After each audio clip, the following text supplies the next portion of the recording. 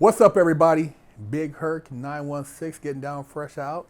And I have with me today Courtney Cross getting an exclusive, the ex-girlfriend of Dennis Hoff. She worked at the Bunny Ranch and she's kicking some game with us today, man. So, Courtney, what's some of your more memorable experiences working at the Bunny Ranch and maybe not so memorable? Oh, there's a tie between my most memorable. Oh, Jesus. Okay.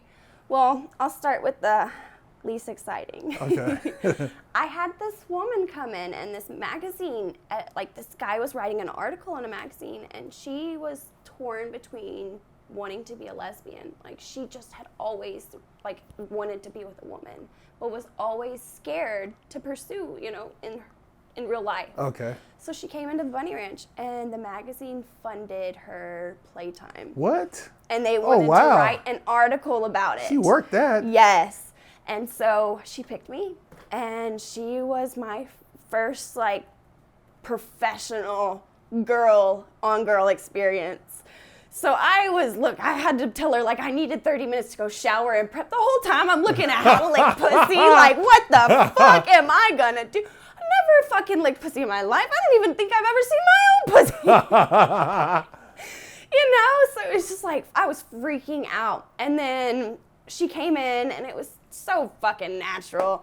And afterwards she was like, yep, I'm a lesbian. But the magazine article was really fucking cool. So she was cool then after everything that you guys kind of gelled, chemistry was there? Yeah, and she actually became one of my regulars. Oh, wow. So yeah, it was really cool. I actually had a lot of women clients after that.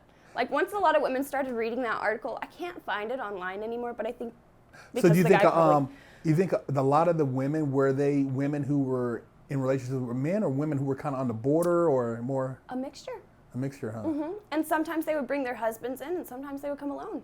And sometimes their husbands would come by themselves. Okay. So it was a really weird, and because sometimes when people become regulars, with sex you become close with people. Have conversation outside of, yeah. And so it was we had a relationship, so it was so weird. Every month I knew that the third Saturday of every month was our date night, and so they came over and we had crazy raunchy sex for several hours, and they would drop a lot of money on me. Oh, but wow. it was just 9 times out of 10 when the couple comes in, it's the woman that picks.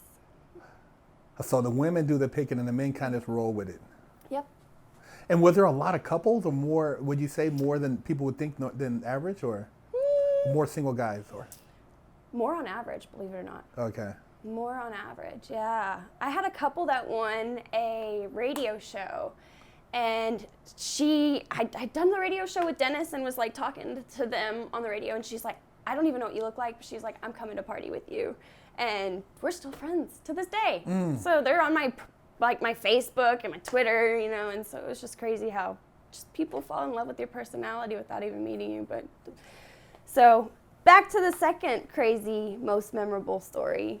I had this 2 gentlemen, they were probably 20, and they brought in their friend, I'm sure it was friend with benefits, and they wanted to see if she could squirt, and they picked me out of the lineup. So I gave them the tour. I said, okay, look, if we're going to see if she can squirt, I can't do it by myself. Let's pull in 2 other chicks.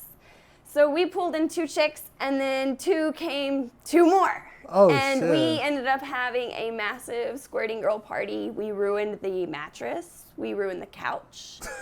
And the floor on the, underneath the bed, started to get the bubbles from the linoleum. So you could tell it just got fucked up. Oh, shit. So those guys had a blast. Oh, man. Most memorable ever. One for the books. Damn. Now, the girls that you picked, are those girls that you kind of look out for each other? So if you guys get, or they're if we get something, I'll pick you up, or you kind of No, they were just known squirters. Oh, okay. And it was funny. One of the girls, actually 2 of the girls, we had both got each other to squirt for the first time together. Oh, wow. So that was something that kind of had made us bond. So yeah, I guess I would always pick her when I get squirting. Yeah, bonding bisexual natures, whatever. So, and yeah, it's been a crazy, crazy time. Now, what about maybe less memorable? Okay. Well, we're getting really heavy here. All right. Well, It was probably about like midnight, and so it was like Thursday, and this guy was drunk. He was a really high baller, he was a whale at the ranch. He was a well-known guy that spent money, and he wanted me to take in my room, and he ended up dropping $5,000 on me for like an hour and a half. And he was really intoxicated, and I just like, you know, when someone's intoxicated, they have whiskey dick. Yeah. And it was like half hard, and he was like, no. He was like, try to fuck me in the crab position. You know what that is, you know, where your arms and your legs are out, you know. And he like grabbed me from my belly area and was like trying to fuck me, and he grabs the condom off and just rails away on me. And like I'm having to fight him off, and every room in the Bunny Ranch supposedly has a panic button for when anything happens. If you ever feel intimidated, you're supposed to hit that button, and they come running. Yeah. I hit that button. Not a fucking thing happened. Nobody came in there? No alarm. Not a fucking thing.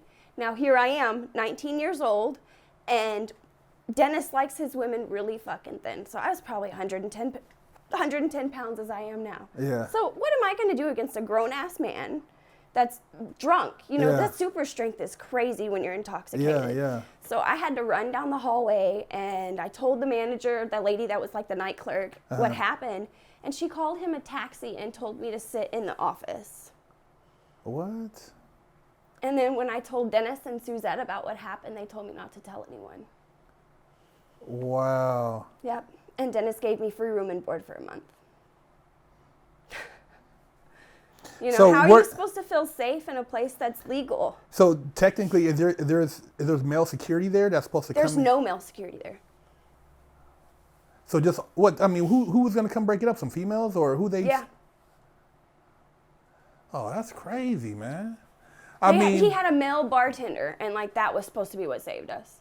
But the male bartenders were always gay because he didn't want the bitches, he didn't want the working women. Wow. Screwing So there was no other bartenders. male because he was so worried about somebody. He was so insecure that he was willing to put women in jeopardy.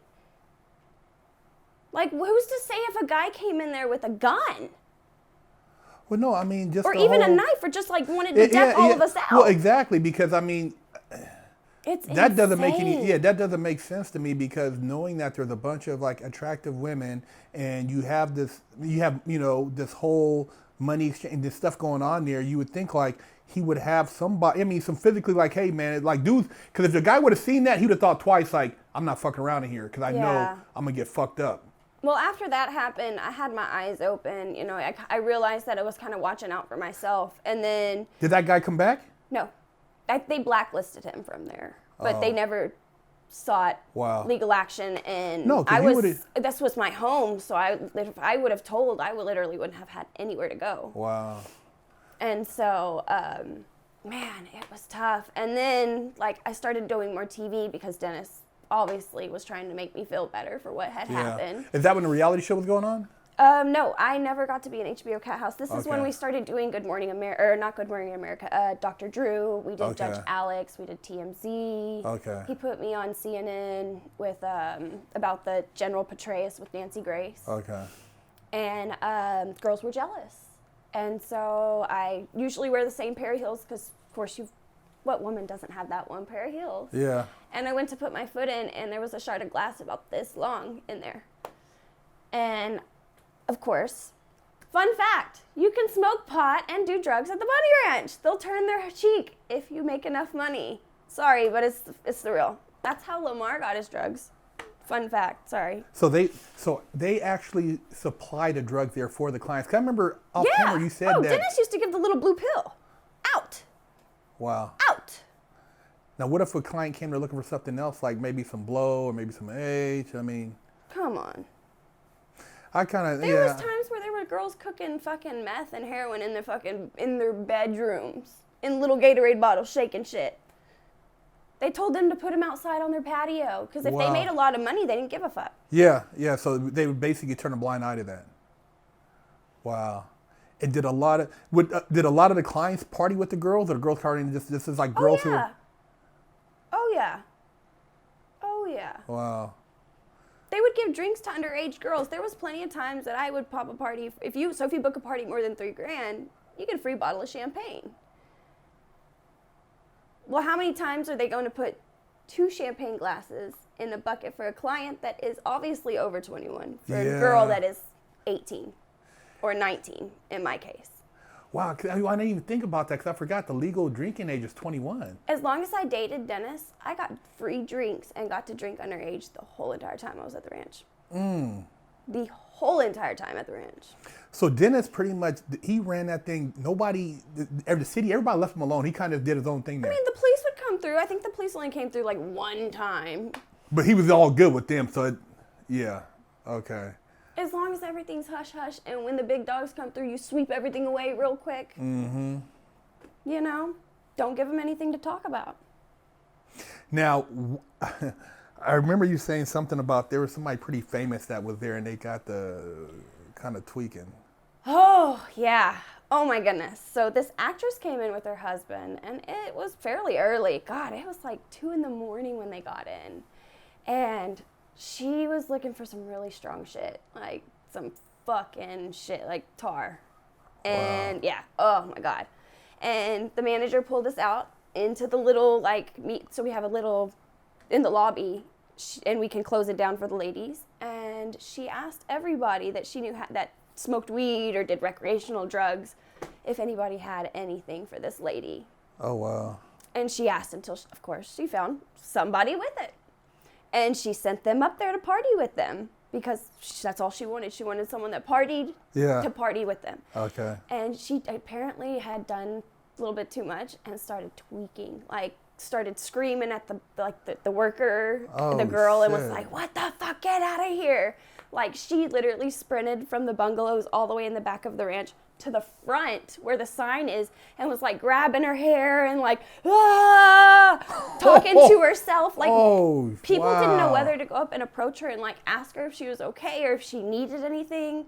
Like she dropped a lot of money and didn't even do anything and ended up like leaving.